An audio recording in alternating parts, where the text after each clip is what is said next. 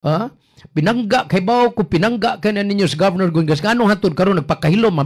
Niya sa tong linya ra mga higala si Vice Governor elect og wa pa man ni so ni function paghapon ni siya og isip Junta Provincial Member sa lalawigan sa Sugbo si Board Member Glenn Soco. Board, good morning.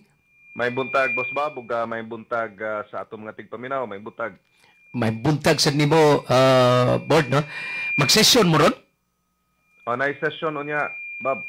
Anya unsay main agenda ninyo board? Wala ra may mga significant kaayo other than kaning mga routinary lang mga ordinances and resolutions gikan sa mga kalungsuran ug dakbayan sa probinsya. Agatong 1.2 billion nga supplemental budget wa na ba gito? Wala naman gi-reintroduce sa executive, Boss Bob. Unsa makahinungdan no board? Wala ko'y kuan gyud. Kana ang any budget manggod magikan na siya sa executive department ug naa man gani ilang ipalabang i-review na namo, i-deliberate na sa Junta Provincial. Ug ang Junta Provincial will ug okay, then ma-authorize siya ug dili sad mo okay, then ibalik siya sa executive, no? So nagpasabot ni board nga posible karon nagkaduol na magyud nga mapupos na gyud ang termino sa kasamtangan nga administrasyon, posible nga adto na ni sa sunod nga administrasyon ni Pambari 4 maaprubahan kining 1.2 billion pesos nga supplemental budget. Dili ta ka-preempt sa lakang sa executive, Boss Bob, and ang amount also di sana nato ma-preempt kay kana manggong supplemental it's based on a need, no? Panginahanglan mahimo lang na nimong supplemental ug duna kay emergency need, duna kay realignment of funds ug kani siyang paghulip, no, sa kaning mga nahurot na, no? So there are requirements within the local government code nga mahimo lang na nimo, and it has to be justified sa fund source, no? So dili mahimo nga hilabtan nimo ang source of funds sa annual nga budget kun dili mag justify ka og lain nga source, no? Bag-o nga source of funds para ika-support nimo sa supplemental. Dunay board daghang kayong ni text dili kay 5 lang, mga almost 10 masiguro to ka mga barangay captains nga nakasabot sa usa sa imong tinguha nga paninduton ang opisina sa Vice Governor nga imaw niya imong himuan sa imong pag-opisina. Unya kay nalipay kayo ang nagkalailain nga mga barangay kapitan dinhi sa Cebu province ka, imo silang gihatagan og dako kay nga importansya. Tiaw mo ba na itagaan nimo silang espasyo or space sa Office of the Governor din adto sila makapangapi, samtang magpaabot sila nga makigtagbo diha nimo. Nindot kayo. First time siguro nga nahitabo nga ang usa ka vice gobernador ikaw akong gipasabot nga ni himo og usa ka black kang pareha ani. Ma-realize pa ka ni Board Soco? Well, una klaruhon ako, Boss Bob, kani siyang ug tandi tani siya sa katong supplemental. Okay. Dili ni maura siya tumong, no, ni atong supplemental, no? Daghan man to. Daghan to siya og purpose, no? Dunay katong pag-fund ni atong mga program sa sangguniang palalawigan sama sa Sugbo Negosyo, Correct. Bukanas, ug uban pa, no, nya apil na lakip na sa niato ang improve sa physical nga bahin sa legislative building, apil na ng mga opisina sa Junta Provincial gani ang session hall, ug pagpundo sa duha ka bag-o nga opisina. So daghan to, dili to siya maoray tumong tinguha, pero tinuod na kanang imong gihisgot nga dunag gyud koy plano nga magbutang tag usa ka book nga lounge diha, no, sa legislative building, susama niya ng kanang customer lounges bitaw sa mga mall nga diin nga makatambay sila, ugdo na sila'y prasisonon nga mga resolution or doon na sila gibisita diha sa Capitol compound. Kadaghanan niya na mo na sila diha sa mga opisina sa mga board member, kay matag board member nagrepresentar man og usa ka distrito, ang uban mo agto na didto sa Vice Governor's Office, no? Nya doon na sila prasisonon diha sa mga department sa Kapitolyo, so doon na sila usa ka lugar nga ka-standbyan niya, kakanan ug kakapihan, no? Importante kayo ng kape. Nindot kayo. Kini nga plano nimo, Vice Gov, nindot kayo. Uy, daghang kay ni daig ani murag 7, 8 ba to kabuk ni text na kudri nga kuan gyud ni daig sila atong imong gi-propose, no, nga waiting lounge sa mga barangay officials diya sa opisina sa Vice Gobernador. Kay sagad man gud, Boss Bob, mo na ang mga barangay officials, no, mogto sa among opisina, wala gid ako na silang gusto ta sila imbitar og kaon, pero na naman like ug Monday na mi session alas 2, so mapiki ko mo nang tagaan na lang ko na sila kanang gamay nga kamo na lay paniudto didto sa gawas, no, nya ang kananan diha gawas gid siya sa Capitol building, kay wala may kananan gid diha sa sulod, no, so diha mismo sa legislative building I want them to feel comfortable ug kuan sila, no, kanang I want it to be an experience ba sa usa ka barangay official, labi na tong nga gikan gitaon sa Lagyo nga ni gahin gyud panahon ni gasto gyud nga para lang nga moanha diha sa Capitol building. Ang kahago gyud kalayuan ng mga lugar nga bihian nila, Vice Gov, no. Nindot kay ni, no, at least suportado ka, daghang kayong ni support ani niya. Di may nag-text dire, di ba ko ma-appeal ang senior? Muglahi siguro. Lahi siguro ni do na siguro in charge sa senior diha. Mga senior citizens na yung kadaghanan, no? Kining mga sakto di ay. Pero I want it to be an experience, Boss Bob. Wala sila diha sa Capitol. Gusto ko nga bang they feel nga they are well taken care of, nga ang kaning legislative building para gini sa para ni nila. No? So I'm gonna make naay mga plano nato nga maghimo tag improvements, di pala nako masaysay tanan. Usala na siya, no, sa atong gi planuhan nga gani na identify na namo og unsa nga lugar diha sa legislative na nato buhaton. Sus kanindot anak, Vice Gov. Bisag ako'y Pambari 4, ako'y Governor Pambari 4, mo support ko ana. Uy, nindot kay na. That's a very laudable project, no? Ako man god, Boss Bob, no, akong experience nga labi na tong mga barangay sa kaislahan, sa mga kabukiran, no, kaning ug moadto ta digto, mo bisita ta kanang inatiman kita sa tanan ba, no, ang kaning Cebuano hospitality is always there. That's right. Nya og sila sa imuanha diha sa ato asad sa legislative building. I want it also to be an experience, no, nga giatiman gid sila maayo kay not all the time from Monday to Friday na ang ilahang board member.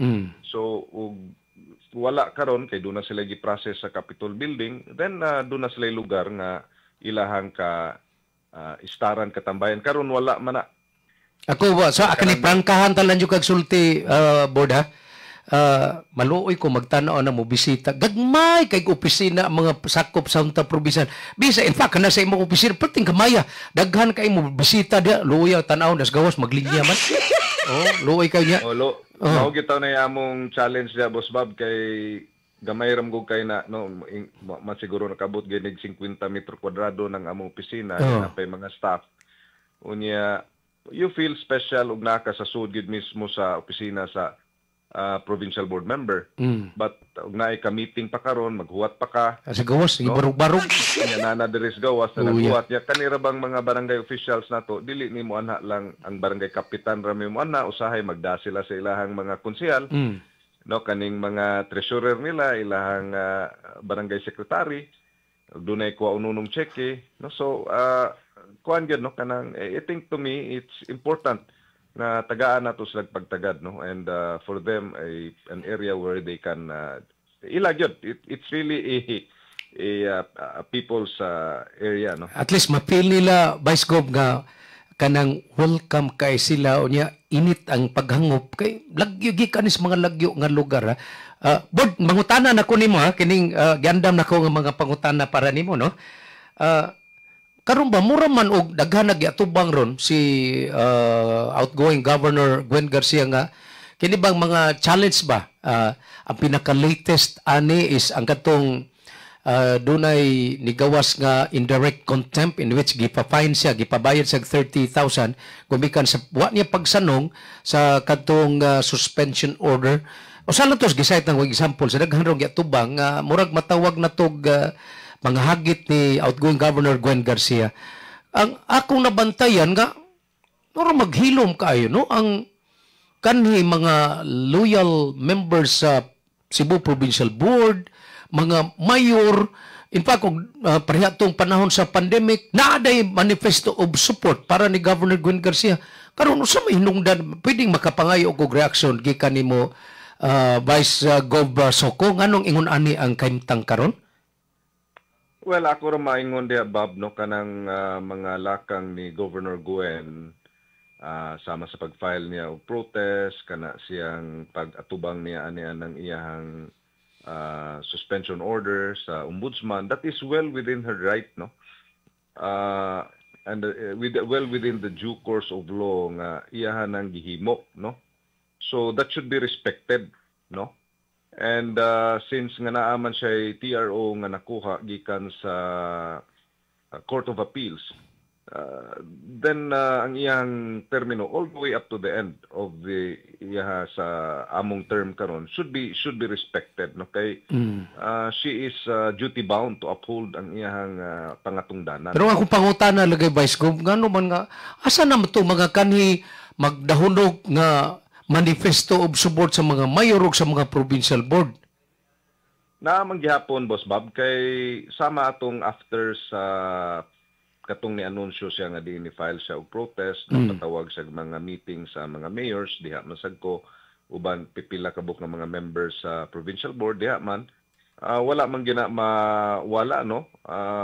And maybe siguro imo nalay perception nga ingon ana but you know, kami nga mga pinili and we are incumbent officials, we are bound, no, to work and support this administration all throughout up to the end of our term. I see. Okay. Labot atong tinuod na ako lang ning i-confirm gikan nimo Vice Gov Soko ha. Tinuod nga dunay ongoing investigation si Governor Gwen Garcia, outgoing Governor Gwen Garcia.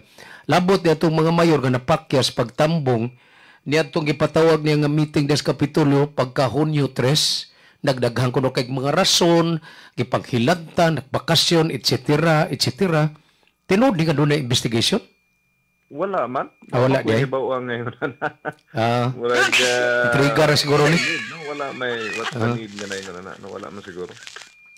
Okay, Vice Gov, first day sa opening of classes 25, 26 nga saring, pwede mangayo dighanar bag shortage gapon kakuha sa mga classrooms, no? Pero dinhi sa Central Visayas ubay-ubay sad ang mga ni kuan anang eskwela og although dunay kakuwangan sa mga magtutudlo sa kakuwangan sa mga classrooms, pero as normal it goes as normal man kuno ang first day sa klase karong adlaw pwede makahatag siguro ka og ang mensahe sa ato mga kaigsunan, sa ilang mga mama, sa mga tinunan nga ni tambong ron sa unang adlaw sa pagbukas sa ting klase. Vice Gov? Well, una tanan sa ato ang mga estudyante, no? Ang ako gyud nga pahimangno kaninyo kanunay nga pagtarong lagi mo sa inyong eskwela kay dako kayo og sakripisyo ang gihimo ang atong mga ginikanan para makasuportar gyud sa inyong pag-eskwela, no? Ug kanigyong education is really the biggest equalizer, no? Mao gini bugtong bahandi nga mahatag sa ginikanan ngadto digto sa iyahang anak, no? And I really urge the students to really do their best. Ikaduha, there is atong ginikanan, continue to support ang inyong mga estudyante no matter what hardships you may face. You know, we have to really push hard and push harder og gikinahanglan and do our best, no, nga makatiwas gyud ang atong mga estudyante. sa gobyerno sad, no, this remains to be a continuing challenge namo, Boss Bob. O unsa That's o right. pagpangita og paagi nga ma-improve gyud. As we notice, ang number of students wa magkagamay, nagkadaghan, no? So to address that on a local kanang scenario, kana kinahanglan gyud i-localize ang problema matag lugar lain og estado, no? Maybe there is a syudad, lahi ang estado ngadto didto sa mga eskwelahan didto sa kaislahan, no? Ako mohatag og example like kanang solar street lighting project nato, Boss Bob, no? Kay kadaghanan sa mga estudyante nato labi na sa mga kabukirang barangay or sa mga hilit nga barangay sa atong probinsya, maglakaw na og pipila ka kilometro ang atong mga kabataan, no? So importante Slow kayo yan, no? na nga masimintong ilang kadalanan, ang kaning mga masugan, mahamuhayag, no? Kay bisag diri sa atong district na yung mga lugar nga nalipay kaayo tungod niya ng solar street lighting project. So these are things which the Cebu provincial government can do.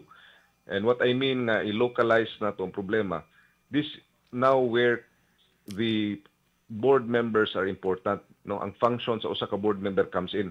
Kay kami mga board member nagtuyok man mi sa among matag distrito, so makakita mi niini.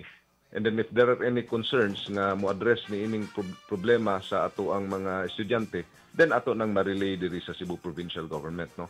So kani karong administration incoming, Boss Bob, I hope and wish nga we can address these issues, and mo nang giingon nato nga governance is local, no? I see. Okay. Vice Governor Glenn Soko, thank you so much of your time and mahimbutag nimo, sir. Salamat kay Boss Bob, ug salamat sa atong mga igsoong tigpaminaw. Daghang salamat ug may buntag. Bato manghigas Vice Governor-elect Glenn Soko.